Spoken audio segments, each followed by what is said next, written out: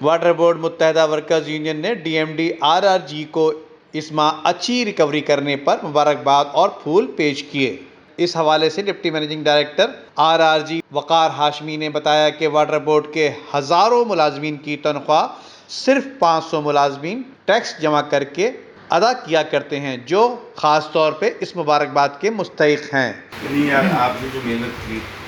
اس کے نتیجے میں پینشنرز کو پینشن مل گئی،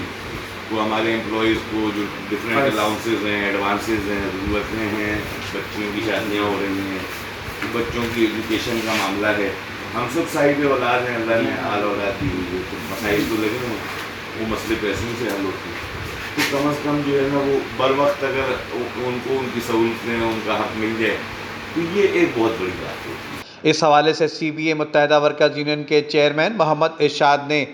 اپنے ملازمین کے مسائل کو DMD کے سامنے پیش کر دیے۔ آج ہم نے جو ہے نا انہوں کے سے جو ہے ورکر کے مسائل پہ بھی جو بات کی ہے، اورنگی کے مسئلے میں آفس پہ بات کی ہے، نارتھ ناظم آباد کے مسائل پہ بات کی ہے، گلشن اقبال کے جو ٹیکس کے مسئلے ہیں ان پہ آج ہم نے ان سے تفصیلی بات کی ہے، اور الحمدللہ انہوں نے یقین دلایا ہے کہ انشاءاللہ یہ تمام مسائل جو وہ وقفے سے حل ہوتے رہیں گے۔ جبکہ صدر ندیم یوسف اور ڈپٹی سیکرٹری جنرل وسیم ابراہیم نے بتایا اس دفعہ پھر ہم چارٹر آف ڈیمانڈ کے اندر اس کو جو ہے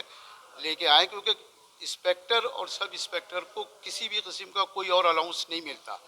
دوسری زیادتی یہ ہوئی ہے کہ انسپیکٹر جو اب ہمارے یہاں کنفرم ہو گیا اور وہ 16 گریڈ میں چلا گیا۔ اس ویڈیو کو لائک کر کے فیس بک اور واٹس ایپ کے ذریعے دوسرے لوگوں کے ساتھ شیئر کیجیے، اور ایسی ہی خوبصورت ویڈیوز فیوچر میں حاصل کرنے کے لیے ریڈ بٹن پر کلک کر کے اور بیل آئیکن کو پریس کر کے ہم سب کے سبسکرائبر بننا مت بھولیے۔ لیکن 16 گریڈ میں جانے کے بعد اس کو کوئی افسر گریڈ نہیں دیا گیا، اس کو کوئی ایڈمنسٹریشن پاور نہیں ہے، اسے کوئی گاڑی الاؤڈ نہیں ہوئی ہے، اسے کوئی پیٹرول الاؤڈ نہیں ہوا، وہ کسی امپلائیز کی چھٹی سینکشن کرنے کا اختیار نہیں رکھتا۔